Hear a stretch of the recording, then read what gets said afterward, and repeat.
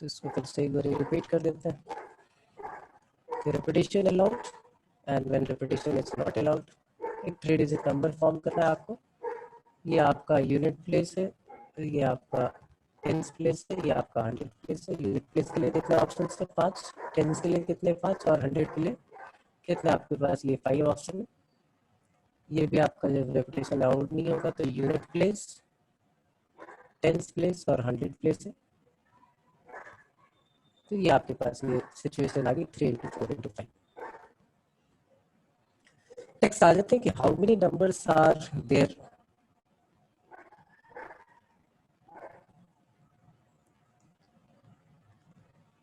between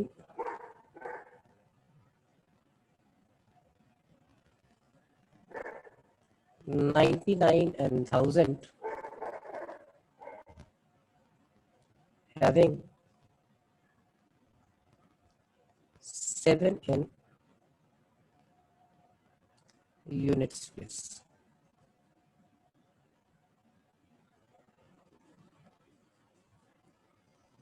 देखिए बस घुमाने वाली कहानी है। उसने बोला है कि इन बिटवीन 99 एंड 100।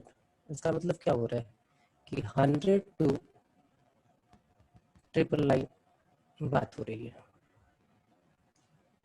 ऐसे कितने नंबर होंगे जिनके यूनिट प्लेस पे 7 होगा? इसका मतलब ये बात कर रहे हैं 3 डिजिट नंबर की, और 3 डिजिट नंबर में सबसे इंपॉर्टेंट प्लेस होता है आपका कौन सा?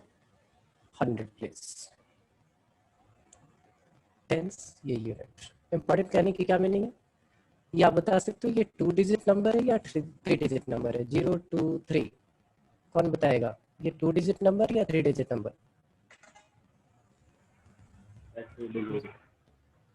क्या है ये? 2 डिजिट नंबर। ठीक है, बिल्कुल सही। ये हमारा 2 डिजिट नंबर है 023। इसका मतलब ये वाला प्लेस इंपॉर्टेंट है, ये नॉन जीरो होना चाहिए।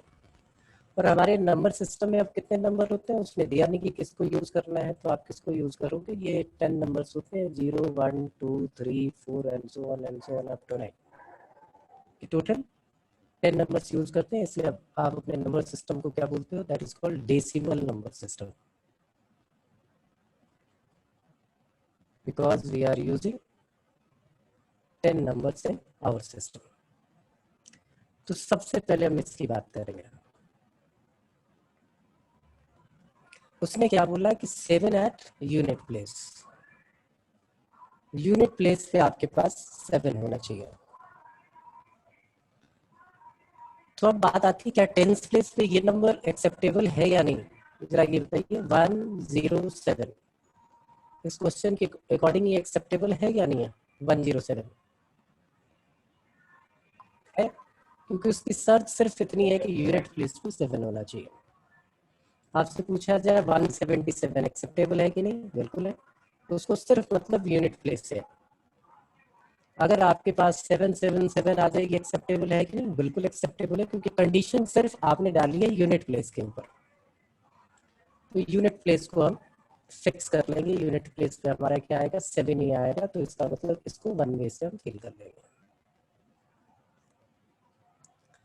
अब टोटल नंबर हमारे सिस्टम में कितने हैं? 10 है। तो 100 प्लेस हमारे लिए सबसे इंपॉर्टेंट हो जाता है। 100 प्लेस को फिल करने के लिए हमारे पास कितने नंबर है टोटल? 9। जीरो नहीं आ सकता, बाकी 1 to 9 कोई भी नंबर आ सकता है। और 10 प्लेस को कोई दिक्कत ही नहीं है, उस पर बाकी का कोई भी नंबर आ जाए। तो 9 इंटू 10 इंटू 1, ऐसे टोटल कितने नंबर हो जाएंगे? That is 90।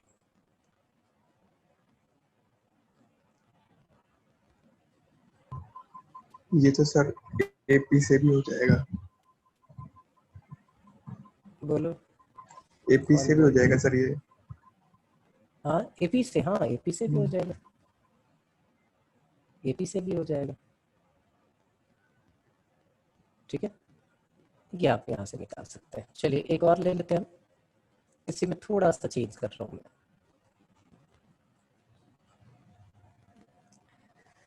हाउ मेनी, ये जरा ट्राई करेंगे आप लोग। How many numbers are there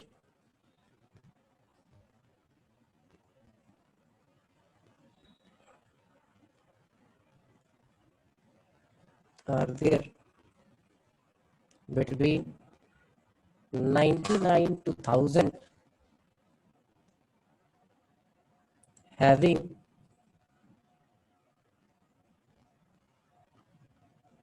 at least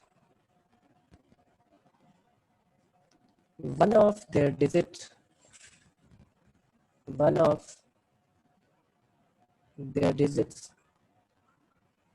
as 7. कम से कम एक डिजिट जो है वो 7 हो। ऐसे कितने नंबर हो सकते हैं?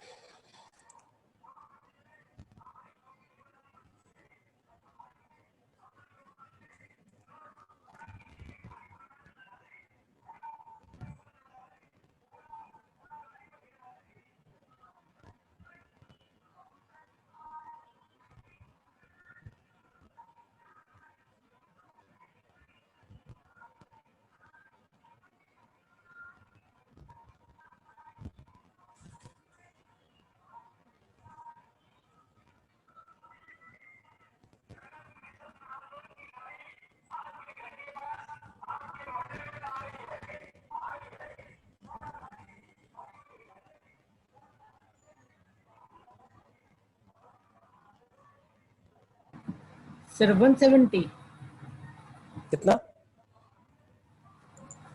170 कौन? मुकुल? नहीं Yes, बेटा, sir. 170 नहीं, 170 नहीं है। ट्राई करो एक बार और।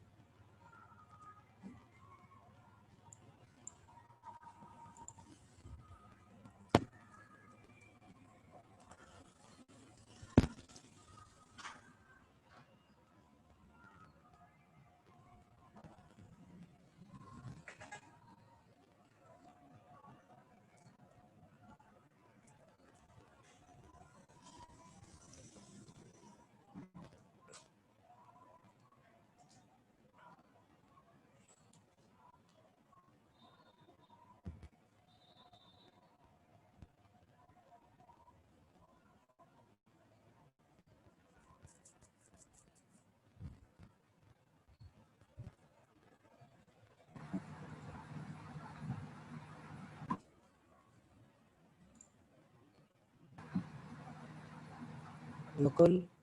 171 आएगा। ना, बहुत सारे केसेस आपके छूट गए इसका मतलब। और एक रिक्वेस्ट है आप सभी लोगों से कि ये परमुटेशन कॉम्बिनेशन आप एलिमेंट्री कर रहे हैं तो आप किसी कॉम्पिटिटिव एग्जाम और उसको वो वाली किताब लेके आप क्वेश्चन नहीं करेंगे, डिप्रेशन में आ जाओगे, क्योंकि यहाँ पे सिर्फ एलिमेंट्री आप पढ़ोगे, टच एंड गो। और वैसे ही सिचुएशन जो है उसके साथ होगी।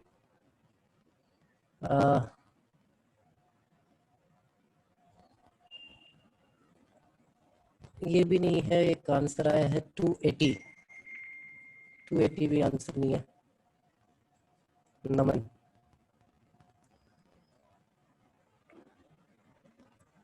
टू 80 नहीं है। आप सबसे पहले तो काउंट कर लो, देखो क्या है। दो तरीके हैं इसके। 7 एटलीस्ट वन प्लेस पे हो तो 7 कहाँ कहाँ हो सकता है? इसमें बहुत सारे केसेस बनाने पड़ेंगे अगर वैसे चले तो। 7 यूनिट प्लेस पे हो तो कितने नंबर बनेंगे? 7 जो है वो हमारा टेंस प्लेस पे हो, ऐसे कितने नंबर बनेंगे? 7 हमारा यहाँ पे हो तो कितने नंबर बनेंगे? फिर आपको केस लेना पड़ेगा कि भाई 7 दो प्लेसेस पे हो, पहले दूसरे पे, या फिर 7 जो है फर्स्ट एंड थर्ड पे हो, या फिर 7 जो है सेकेंड और थर्ड पे हो, और तीसरा केस 777। ये इतने सारे केस बनाने पड़ेंगे। लेकिन इतने सारे केसेस हम क्यों बनाए? तो हमने एक छोटा सा काम किया। हमने बोला टोटल नंबर काउंट कर लेते हैं। 99 से लेके 1000 तक टोटल कितने नंबर होंगे? तो आप बोलो रेपिटेशन अलाउड कर देते हैं। इसके लिए 9 ऑप्शन। कौन से प्लेस के लिए? 100 प्लेस के लिए। ये टेंस प्लेस, ये यूनिट प्लेस, इसके लिए 10 ऑप्शन, इसके लिए 10 ऑप्शन। टोटल नंबर हो गए हमारे 900।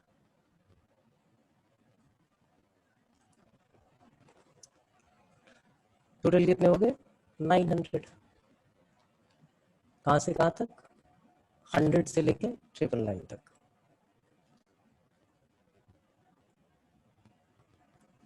अब उनमें से वो सारे केसेस जो हैं वो हम डिलीट कर देते हैं जिनमें 7 होगा ही नहीं। अब 7 नहीं है तो यूनिट प्लेस के लिए आपके पास कितने ऑप्शंस बच गए 8। सबसे इंपॉर्टेंट प्लेस यही है 100 प्लेस। सबसे पहले इसी के बारे में सोचेंगे। यहाँ 7 नहीं आ सकता और 0 नहीं आ सकता। इस प्लेस पे कितने लोग आ सकते हैं तो 7 नहीं आएगा, बाकी सब कुछ आ जाएगा तो 9। तो 10th प्लेस के लिए 9 ऑप्शन है। यूनिट प्लेस के लिए कितने ऑप्शन है 9 ऑप्शन है। 9 इंटू 9 इंटू 8 ये 81, 81 इंटू 8 8 64 648।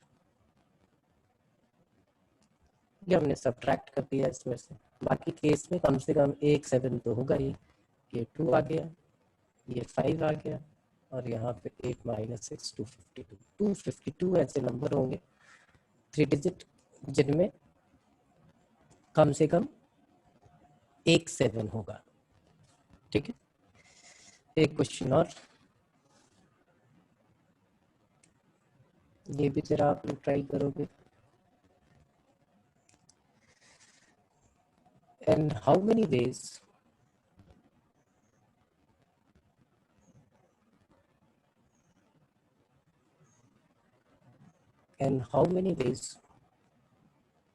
can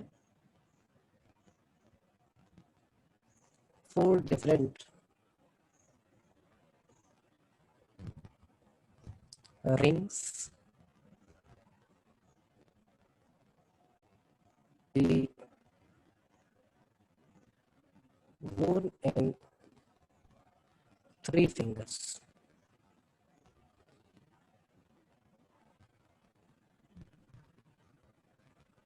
चार अंगूठियां हैं और 3 उंगलियों में पहनना है। कितने तरीके से पहना जा सकता है?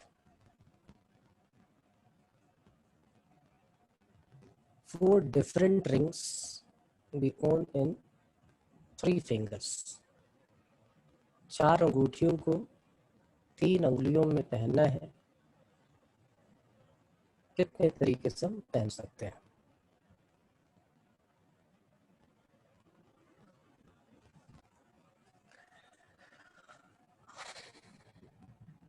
प्रियांशु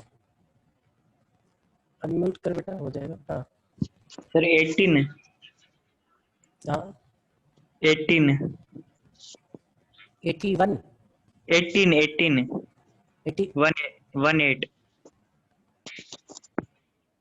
18 ना बेटा 18 क्यों? 18 क्यों?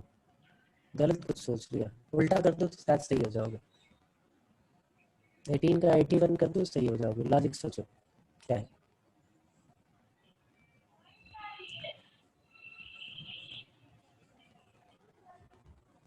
आप देखिए क्या है, ये 3 उंगलियां बना लेते हैं ऐसे।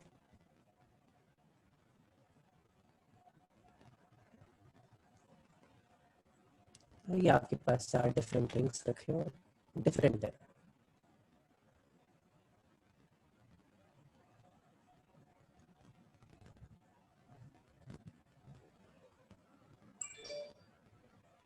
तो फर्स्ट वाले रिंग के लिए कितने ऑप्शंस थे? और यहाँ पे मेंशन कर देना चाहिए था कि भाई एक उंगली में एक से ज्यादा पहन सकते हैं। तो फर्स्ट वाले के लिए कितने ऑप्शन है आपके पास? 3। सेकंड वाले रिंग के लिए कितने ऑप्शंस है? 3। थर्ड वाले रिंग के लिए कितने ऑप्शंस है? 3। फोर्थ वाले के लिए कितने हैं? 3। टोटल कितना हो गया ये? That is equal to 81।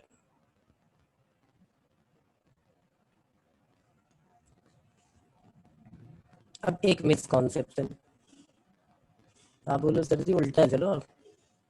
पहली उंगली के लिए 4 ऑप्शंस, दूसरी के लिए 4, तीसरी के लिए 4, तो 4 की पावर 3 क्यों नहीं? ये गलत क्यों, ये सही क्यों?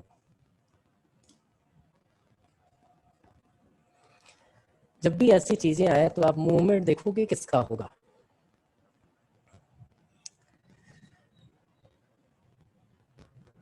आप अंगूठी कैसे पहनते हो?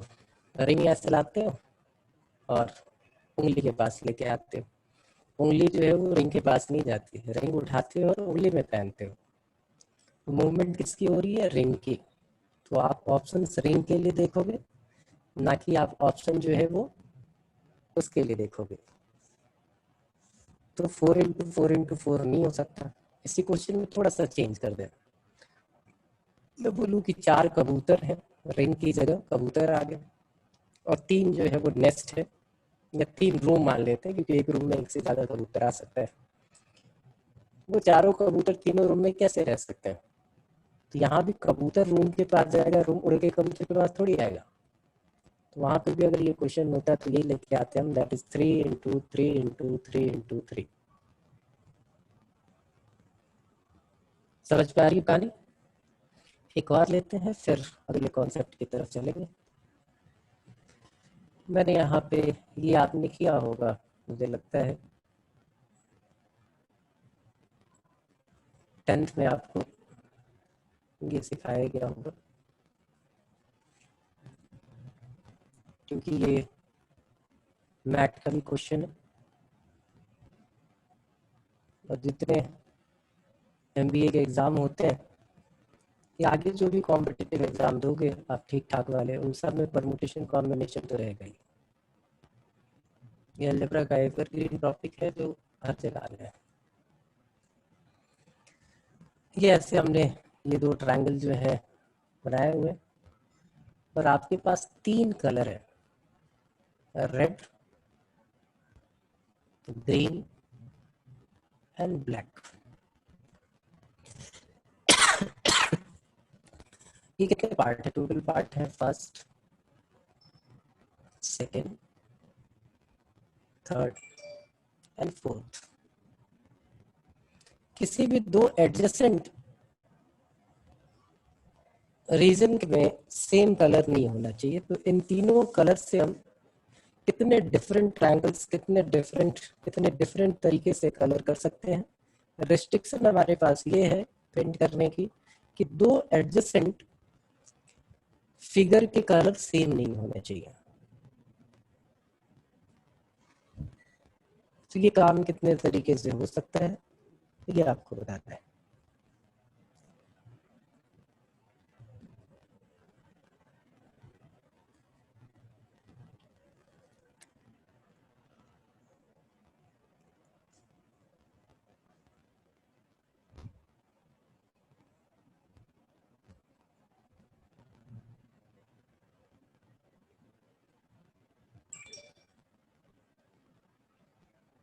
ट्राई करो जरा।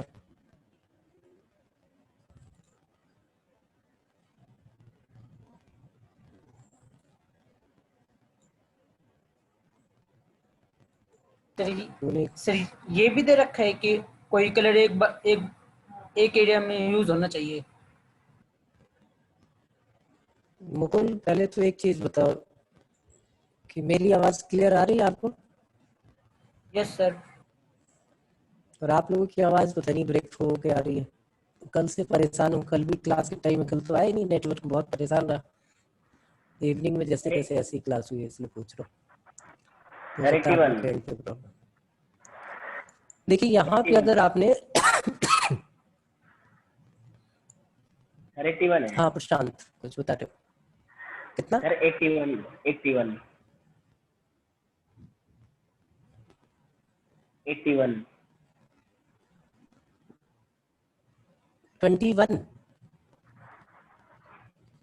सबकी आवाज ब्रेक होके आ रही है, किसी की आवाज क्लियर नहीं आ रही, पता नहीं क्यों। चलो कोई बात नहीं, म्यूट कर लो आप, क्या देखते हैं। एडजेसेंट की कहानी, क्या सेकंड और थर्ड पड़ोसी है? नहीं है। थर्ड और फोर्थ पड़ोसी है? नहीं है। एक ही बंदा है जो किसी का पड़ोसी हो सकता है, वो फर्स्ट है। फर्स्ट और सेकंड एडजेसेंट है, फर्स्ट और थर्ड एडजेसेंट है, फर्स्ट और फोर्थ एडजेसेंट है। तो सबसे मेन प्लेस पे कौन बैठा है? सबसे मेन प्लेस पे बैठा है हमारा 3, वो सॉरी फर्स्ट। अब 3 ही कलर है तो फर्स्ट को आपने बोला सर किसी कलर से आप पेंट कर दो, तो इसके लिए कितने ऑप्शन? 3। अब सेकंड के लिए कौन सा ऑप्शन बचा? जो कलर ये है वो 2 नहीं हो सकता, इसका मतलब 2। थर्ड वाले के लिए क्या ऑप्शन बचा, सिर्फ फर्स्ट को ही देखना है, जिस कलर से आपने फर्स्ट को पेंट किया उस कलर से आप नहीं पेंट कर सकते, तो एक कलर वो पेंट हो चुका होगा, तो बाकी के दो ऑप्शन आपके पास बच गए। और फोर्थ के लिए भी कितने ऑप्शन है, 2, ये टोटल कितना हो गया, 2 2 जा 4, 2 जा 8, 3 जा 24।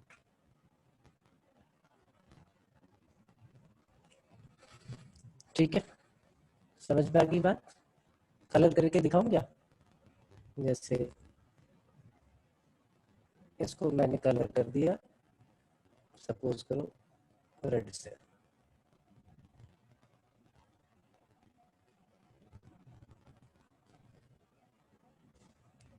तो यहाँ के लिए क्या ऑप्शन बचता है आपके लिए, यहाँ के लिए आपके पास बचता है या तो ग्रीन या ब्लैक।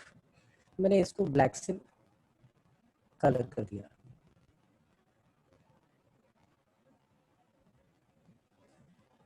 तो क्या मैं इसको ब्लैक से कलर कर सकता हूँ, बिल्कुल कर सकता हूँ, कोई दिक्कत नहीं है, एडजेसेंट वाले थोड़ी इक्वल हुए। अभी भी इसके पास दो ऑप्शन थे, या तो ब्लैक कलर होता या फिर ये ग्रीन होता है। इसके लिए भी क्या ऑप्शन है अभी, ब्लैक या ग्रीन, तो इन सब के लिए 2 2 और बीच वाले के लिए 3, तो टोटल कितने हो गए आपके 24। आगे बढ़ते हैं और आ जाते हैं अगले कॉन्सेप्ट के ऊपर, and that concept is called factorial.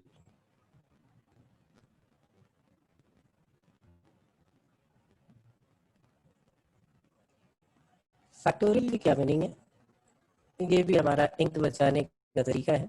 कहीं पे लिखा हुआ है 1 into 2 into 3 into 4 into 5 या product of first 5 natural number, तो आप इसको लिख देते हो 5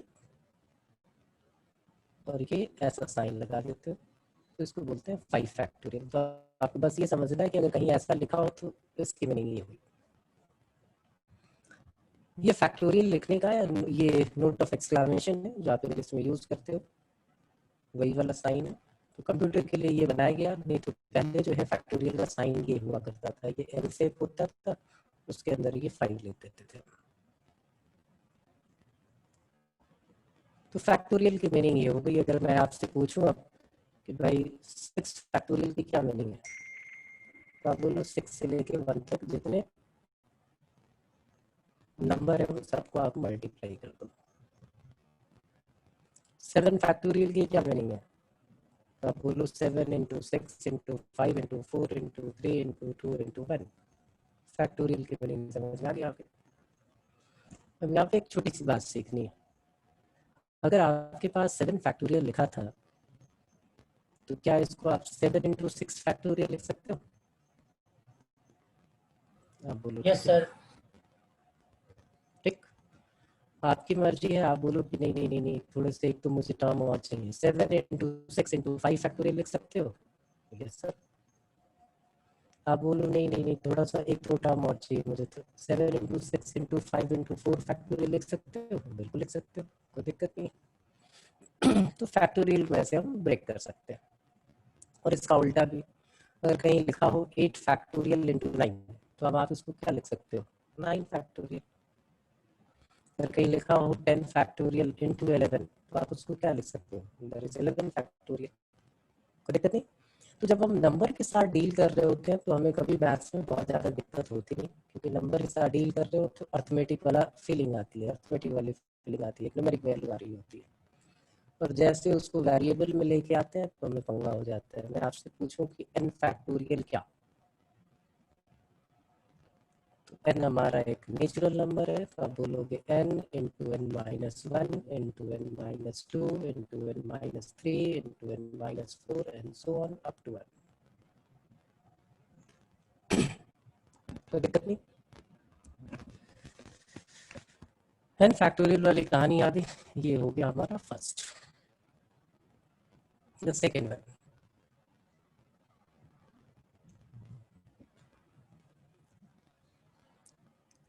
अगर कहीं पे n फैक्टोरियल गिवन है, तो अभी भी आपने सिखाया कि सर इसको ऐसे लिख सकते हो n into n minus 1 factorial, जहाँ तक चाहे आप ब्रेक कर सकते हैं। ये ब्रेक हो सकता है। थर्ड हमारे पास है कि भाई 0 फैक्टोरियल को एक वैल्यू असाइन की गई है, दैट इज 1। 0 हमारा नेचुरल नंबर नहीं है, फिर भी हमें जरूरत पड़ेगी, इसलिए 0 फैक्टोरियल को हमने 1 ले लिया। अब दिमाग में बात आती है कि भाई कैसे 1 ऐसे कैसे ले सकते हैं? 1 ऐसे कैसे ले सकते हैं? -n का फैक्टोरियल नहीं होता है बेटा, सिर्फ नेचुरल नंबर का फैक्टोरियल आप निकाल सकते हो। कहीं पे ये भी लिखा है हाफ फैक्टोरियल, मीनिंगलेस। लिखा है -5 फैक्टोरियल, कोई मीनिंग नहीं है, सिर्फ 0 फैक्टोरियल के। लेकिन फिर दिमाग में आती है बात कि भाई 0 फैक्टोरियल कैसे आपने 1 ले लिया? तो ये वाला जो पार्ट है ये क्या है? ये आइडेंटिटी है फॉर नेचुरल नंबर, ये तो मानोगे। अब नेचुरल नंबर की अगर आइडेंटिटी है तो आप इसको ऐसे लिख सकते हो क्या? n factorial divided by n-1 factorial, या ऐसे लिखो ज्यादा बेहतर है,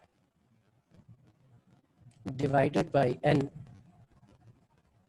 is equal to n-1 factorial. और ये आइडेंटिटी किसके लिए है? नेचुरल नंबर के लिए।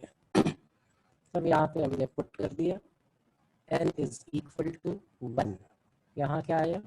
1 फैक्टोरियल, यहाँ क्या आ गया? 1, यहाँ क्या आ गया? 0 फैक्टोरियल। 1 फैक्टोरियल इज 1, 1/1 1, इसलिए आप बोल सकते हो कि 0 फैक्टोरियल को हम 1 लिख सकते हैं।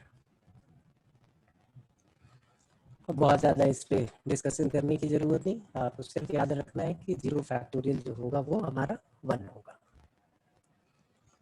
अब इसकी कैलकुलेशन देखें, जैसे आपके पास कहीं लिखा हुआ आ जाए कि भाई कैलकुलेट करो 8 factorial divided by 6 factorial,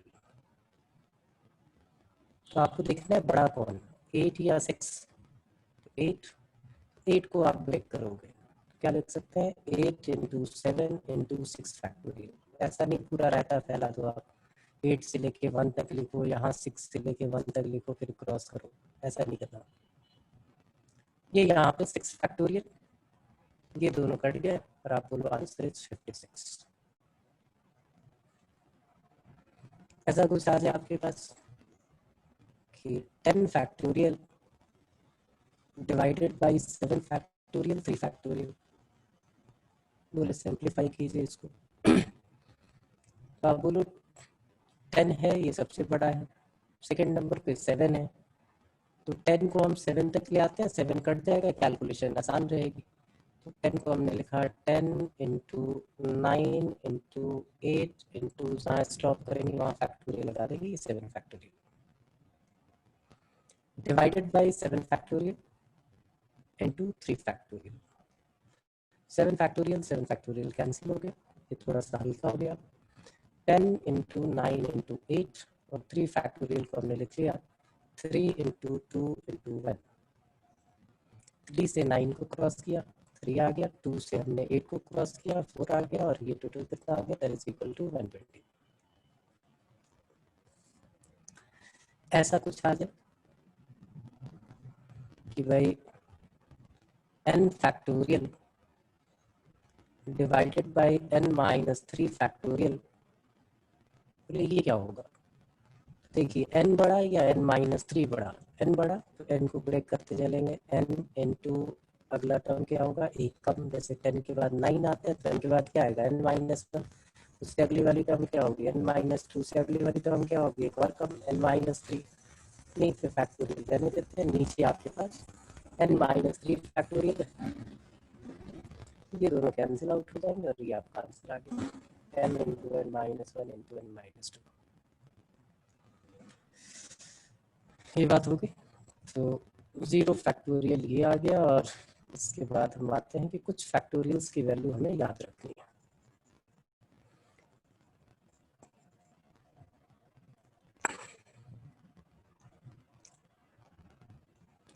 one factorial is also equal to 1। अब ऐसा वाला काम नहीं करना कि सर देखो राइट हैंड साइड इक्वल है तो लेफ्ट हैंड साइड इक्वल हो जाएगा, 0 factorial is equal to 1 factorial, factorial cut कर दो सर 0 इज इक्वल टू 1, कोई मतलब नहीं है इसका। ऐसा कुछ नहीं कर सकते कि फैक्टोरियल से फैक्टोरियल को कैंसिल करें। फिर तो ये भी लिख सकते हो 5 फैक्टोरियल इज इक्वल टू आपके पास 6 फैक्टोरियल, इस फैक्टोरियल कट करके 5 इज इक्वल टू 6 दिखा दो आप, ऐसा कुछ भी नहीं होगा। ये दोनों इवेंचुअली 1 के इक्वल है, जो हमारी कैलकुलेशन का पार्ट बनेंगे। 2 फैक्टोरियल की वैल्यू याद रखनी है, 2 क्या है 1 इंटू 2 दैट इज 2, इसको डायरेक्टली यूज करेंगे। 3 फैक्टोरियल की वैल्यू याद रखनी है डायरेक्टली, क्या होता है 6, इसको यूज करेंगे। 4 फैक्टोरियल की वैल्यू क्या होगी दैट इज 24, कैलकुलेशन इससे हमारी फास्ट होगी। और 5 फैक्टोरियल की वैल्यू 120, ये भी आप याद रखोगे, हम डायरेक्टली इसको यूज करेंगे, इससे आपकी कैलकुलेशन फास्ट हो जाएगी। कितनी बातें हो गई, अब आगे चलते हैं। इसका अर्थमेटिक में क्या यूज है, मैंने एक क्वेश्चन दिया कि फाइंड LCM, चलिए एकदम छोटी क्लास में आपको लेके चल रहे हैं, and HCF of 3 factorial, 5 factorial and 7 factorial। इसका LCM और HCF क्या होगा, कौन बताएगा मुझे? Find the LCM and HCF of the following of 3 factorial, 5 factorial and 7 factorial।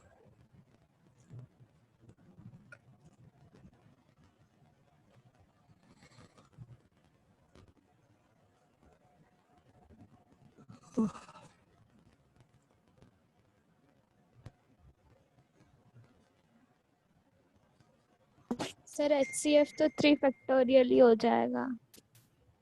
अच्छा, और होता है, अच्छा ठीक है। और LCM क्या होता है बच्चे, कीर्ति? सर 420 420। अरे 420 नहीं, फैक्टोरियल के टर्म में बता, मैं मल्टीप्लाई करके थोड़ी चेक करूंगा। ये बताओ कि भाई उसने जैसे बताया कीर्ति ने कि सर HCF तो 3 फैक्टोरियल होगा, LCM क्या होगा? LCM क्या होगा? इसकी आवाज क्लियर आ रही हो तो यार इससे बात करूं मैं। Mukul Mukul Mukul Mukul Mukul 7 factorial minus 4 factorial into 2 factorial. ये किसने बोला, ये किसने बोला, एक बार और बोलो मैं सुनो। मुकुल, यस सबकी सर। आवाज पता नहीं ब्रेक हो रही है, वेदर भी वैसे ही हो गया, पूरा बुरा हाल, किसी की आवाज क्लियर कट बात नहीं हो पा रही। कौन बोलेगा? तो शान से बात हुई थी, सचिन, तरुण, तनुज, तनुज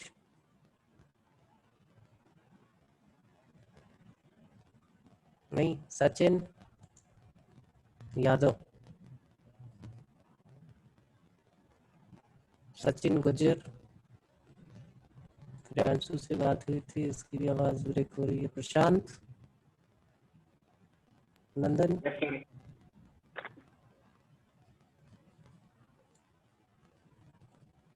याद है छोटी सी क्लास में चलते हैं, जरा याद कीजिए HCF LCM कैसे निकालते थे, एकदम वो बच्चे वाला मेथड यूज करते हैं। 3 फैक्टोरियल लिख लिया, 5 फैक्टोरियल को हमने लिख लिया 5 इंटू 4 इंटू 3 फैक्टोरियल, 7 फैक्टोरियल को लिख लिया हमने 7 into 6 into 5 into 4 into 3 factorial. तो ऐसे मार्क करते थे कि जो तीनों में कॉमन है वो हमारा HCF हो जाएगा। HCF हमारा हो गया 3 फैक्टोरियल। LCM क्या होता था? तो LCM में होता था कि भाई HCF into LCM is equal to product of the numbers. तो LCM में क्या करते थे हम, HCF तो लिख ही लेते थे और बाकी जो बचे हुए नंबर होते थे उनको लिख देते थे। 4 इंटू 5 ये दोनों में कॉमन है तो एक ही बार आएगा, और फिर बचा हुआ 6 इंटू 7 आ जाएगा, दैट मीन 7 फैक्टोरियल। तो सीधा सा रास्ता हो गया, जो सबसे बड़े वाला होगा वो हमारा LCM, और जो छोटे वाला होगा वो HCF। और ये LCM HCF का हमें क्या करना है? तो देखिए ऐसे क्वेश्चन आ सकते हैं आपके पास कि find the value of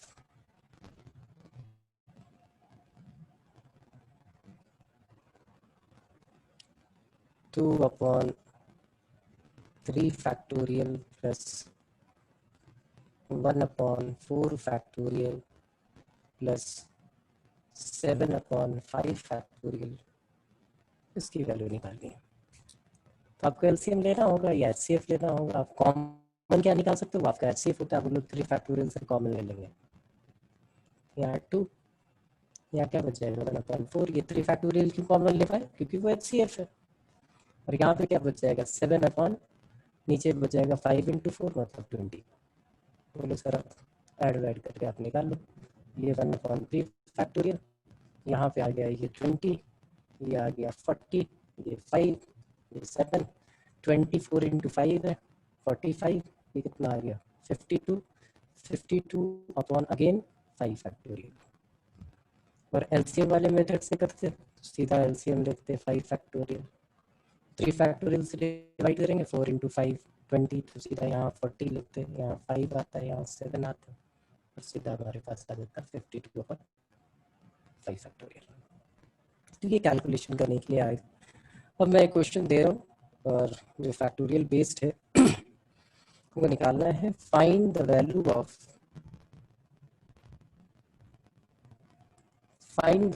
of n if n plus 1 factorial is equal to 12 into n minus 1 factorial। n की वैल्यू क्या होगी बता दीजिए जरा।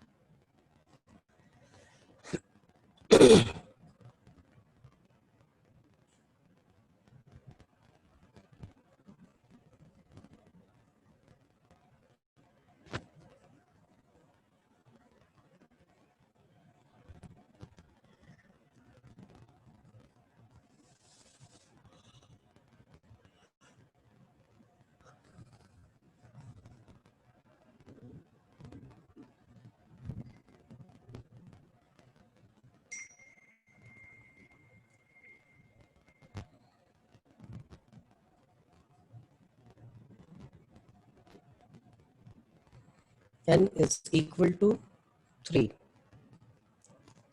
ये सर 3 एक एक करके बताइए। नंदन 3 3 3 ठीक है, म्यूट कर लो। सर 3 आएगा। अच्छा बिल्कुल सही, बिल्कुल सही, बिल्कुल ठीक। मुकुंद आपने क्या किया, आपने सिंपल सा किया कि देखा n+1 बड़ा कि n-1 बड़ा। n+1 बड़ा तो इसको आपने ब्रेक किया n+1। अगली टर्म क्या होगी, एक कम तो n, उसके बाद वाली टर्म क्या होगी n-1 फैक्टोरियल, यहीं रुक गया। और यहाँ पे आपने लिखा 12 into n-1 factorial. n-1 factorial n-1 factorial cancel out हो गया।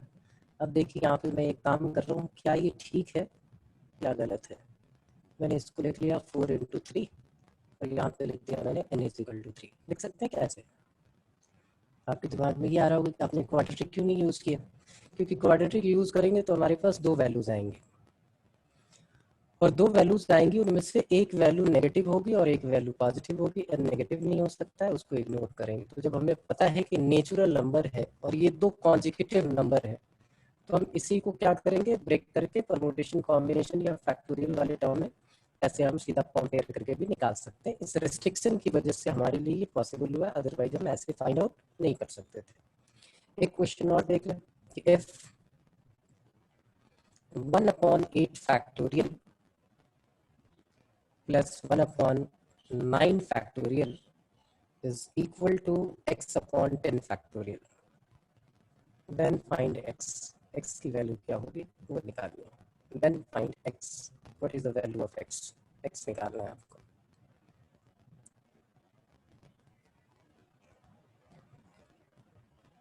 then find the value of x।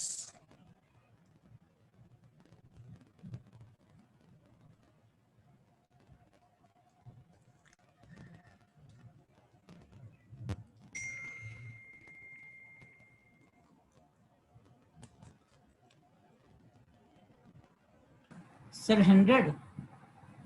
बिल्कुल सही, 100 बिल्कुल सही है। क्या किया यहाँ Yes, sir, 100. पे? Very good very good very good. आपने इधर एलसीएम ले लिया होगा, ये 9 फैक्टोरियल, तो यहाँ पे आ जाएगा 9 और यहाँ पे आ जाएगा 1। x 10 फैक्टोरियल को मैंने लिख लिया 9 factorial 10 into 9 factorial. 9 factorial 9 factorial cancel, x की वैल्यू क्या हो गई 10 into 10 and that is equal to 100। तो फंडामेंटल थ्योरी ऑफ काउंटिंग हो गई हमारी, फैक्टोरियल समझ में आ गया। एक छोटी सी बात और फैक्टोरियल में समझ लो, ये वाली चीज समझ लोगे आगे बहुत काम आने वाली है। मैं आपसे पूछूं कि 2n फैक्टोरियल में टोटल कितने नेचुरल नंबर मल्टीप्लाई हो रहे हैं, तो आप बोलोगे सर 2n नंबर मल्टीप्लाई हो रहे हैं। तो 2n फैक्टोरियल को मैं ऐसे लिख देता हूँ, 2n होगा, अगले वाली टर्म क्या होगी 2n माइनस 1 होगी, उससे अगले वाली टर्म क्या होगी 2n माइनस 2 होगी, उससे अगले वाली टर्म क्या होगी 2n माइनस 3 होगी, उससे आगे वाली टर्म क्या होगी 2n माइनस 4 होगा, and so on and so on and so on and so on, ऐसे चलता जाएगा। फिर क्या आएगा 4 3 2 1। टोटल कितने नंबर है 2n नंबर है। अब देखिए हमारी मर्जी, हमने इसको थोड़ा सा अलग अलग कर दिया। हमने 2n into 2n minus 2 into 2n minus 4, जितने इवन नंबर थे उनको एक साथ लिख दिया 4 into 2, और जितने ऑड थे उनको बोला तुम अपने ग्रुप में चले जाओ, वो बेचारे अपने ग्रुप में चले गए, तो वहाँ पे आ गया 2n minus 1 2n minus 3 2n minus 5 ऐसे कुछ and so on. Last one के पास बचा 3 and 1। अब देखिए ये सारे नंबर मल्टीप्लाई हो रहे हैं, यहाँ से भी मैंने 2 कॉमन लिया, यहाँ से भी 2 कॉमन लिया, यहाँ से भी 2 कॉमन लिया, यहाँ से भी 2 कॉमन लिया, यहाँ से भी 2 कॉमन लिया, तो टोटल कितने 2 हमने कॉमन ले लिए n। मैंने इसको लिख दिया 2 raised to the power n। यहाँ क्या बच गया n into n minus 1, यहाँ पे आ गया n minus 2 and so on and so on and so on 2 into 1, और यहाँ पे क्या आ गया आपके पास that is 2n minus 1 2n minus 3 2n minus 5 and so on and so on and so on 3 into 1। तो ये रिजल्ट याद रखना बेटा, ये देखो इसको मैंने लिख दिया 2 raised to the power n into n factorial, ये किसमें कन्वर्ट हो जाएगा n फैक्टोरियल में, into 2n minus 1 2n minus 3 2n minus 5 and so on and so on and so on 3 into 1। ठीक है, ये हो गया। चले एक स्टेप और आगे, एक सीक्वेंस देख लीजिए, अब सीक्वेंस में भी काम आ जाएगा। आपसे पूछा जाए कि 1 into 1 factorial plus 2 into 2 factorial plus 3 into 3 factorial plus 4 into 4 factorial and so on and so on and so on plus n into n factorial, इसका सम क्या होगा।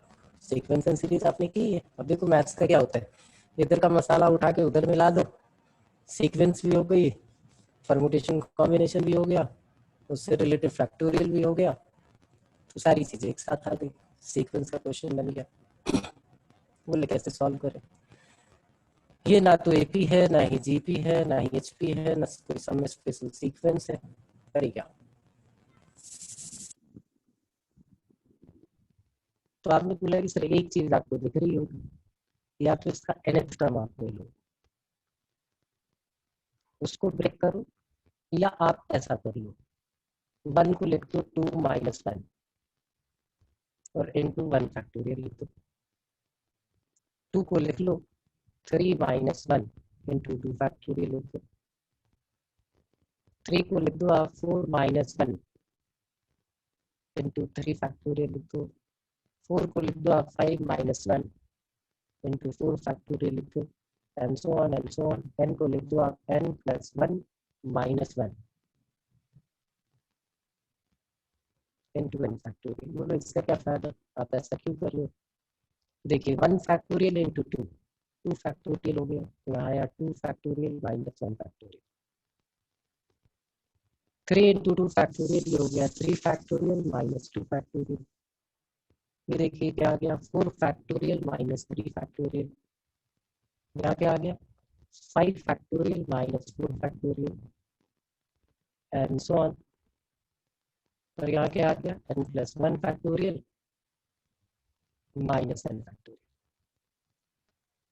अब बोलो ये सारे कैंसिल आउट हो जाएंगे, 2 से 2, 3 से 3, 4 से 4, 5 से 5, n फैक्टोरियल पहले वाले से कैंसिल आउट हो जाएगा, तो बचेगा क्या n plus 1 factorial minus 1 factorial. This can be also written as n plus 1 factorial minus 1। आप ऐसे लिख सकते हैं। ठीक है, ये बात समझ में आ गई। तो अब आगे हम चलते हैं थोड़ा सा और विकास। अब स्टार्ट हो गया हमारा क्या परमुटेशन।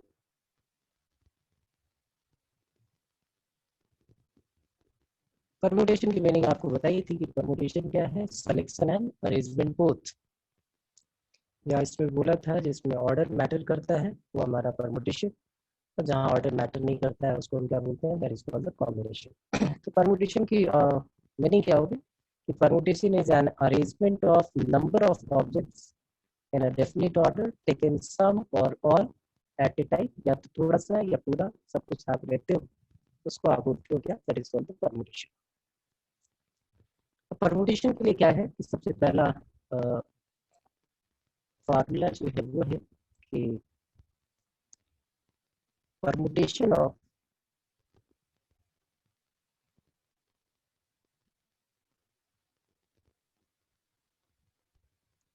n different objects. एक एक वर्ड का ख्याल रखो।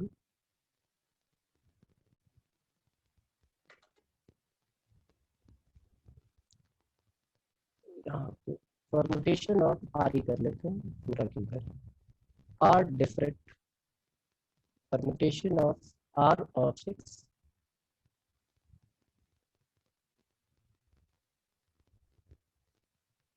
out of n different objects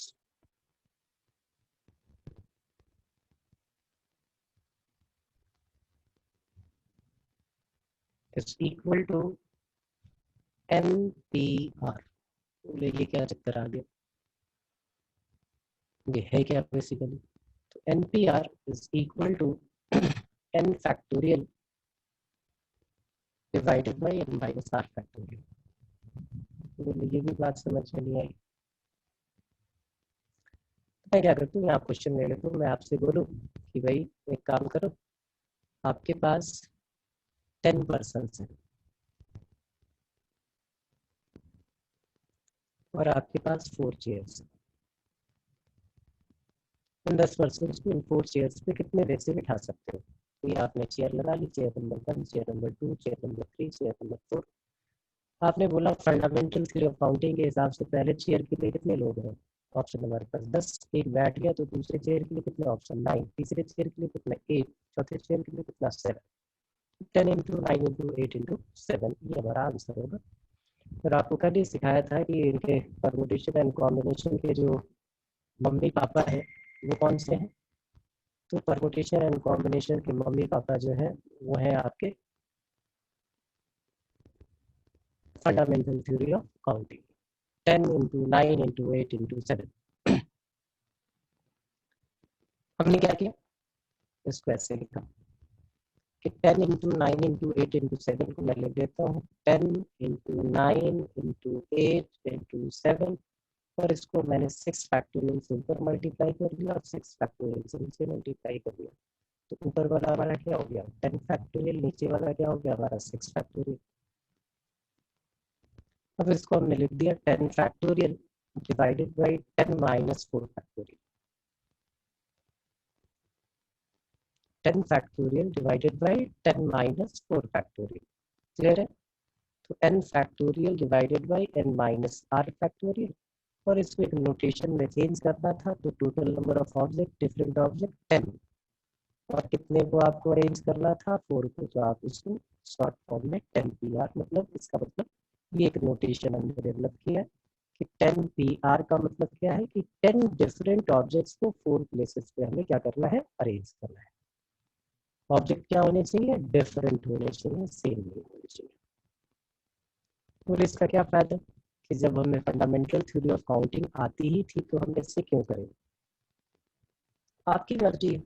आप फंडामेंटल थ्योरी ऑफ काउंटिंग लगाना चाहे वो लगाए, परमुटेशन लगाना चाहे वो लगा ले, क्योंकि दोनों पे क्वेश्चन आएंगे तो आपको पता होना चाहिए कि भाई ये होता क्या है। ठीक है, आप इस बेसिक पे सबसे पहले आ जाए। सबसे पहला हमारा आ गया कि NP0 की क्या मीनिंग। ये है आपके पास 10 डिफरेंट ऑब्जेक्ट है, 0 प्लेसेस पर अरेंज करना है। तो ये तो कोई भी लॉजिकली भी बता सकता है कि सर इसका आंसर 1 होगा। एक ही तरीके से आप अरेंज ही मत करो।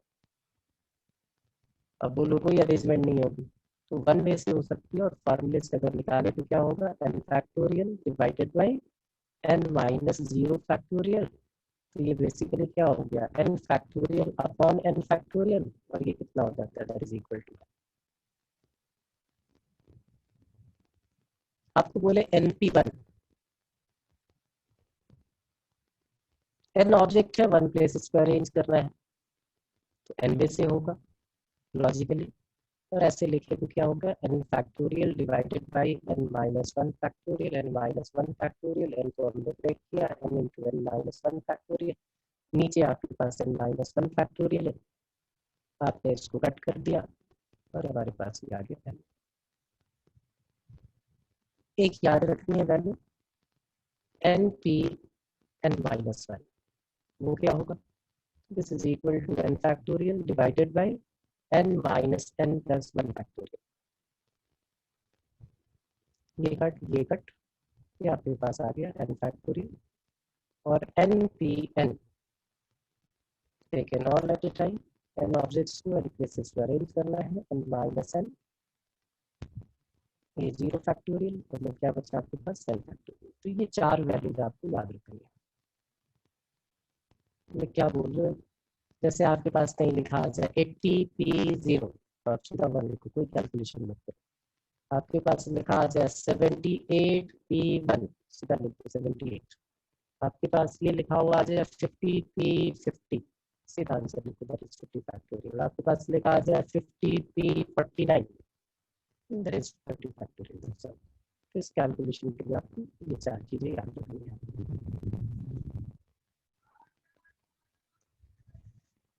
अब इसमें मैं क्वेश्चन लेता हूँ और आपको बोलूँ कि ये डालिए।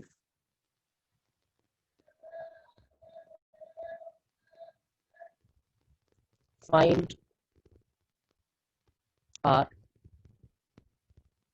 if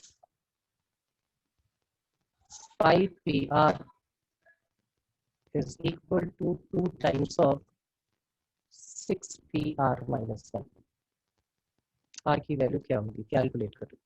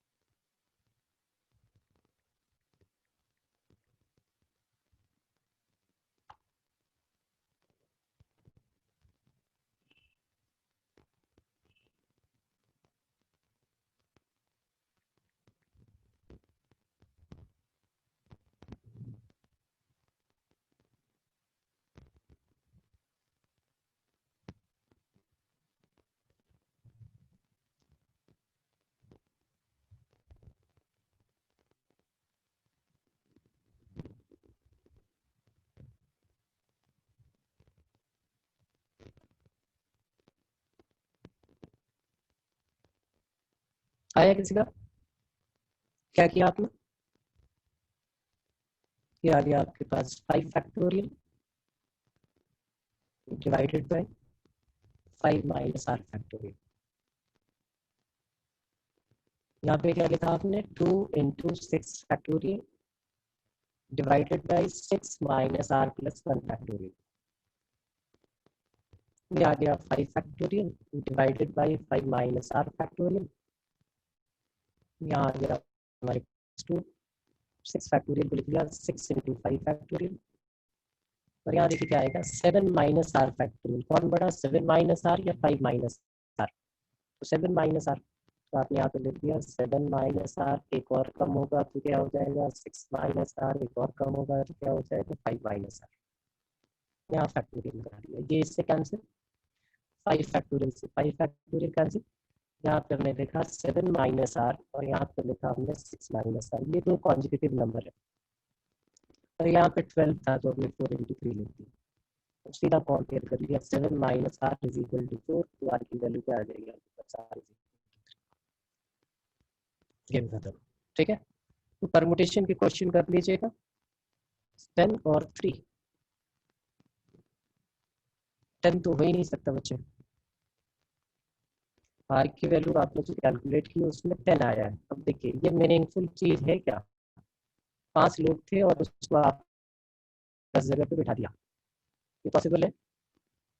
नहीं है, इसलिए 10 आप वैसे निकालोगे तो इग्नोर कर दोगे, क्योंकि 5 लोगों को 10 जगह बिठाना है तो 2 टुकड़े करने पड़ेंगे, 50-50 बिठाओगे फिर भी जाके होगा।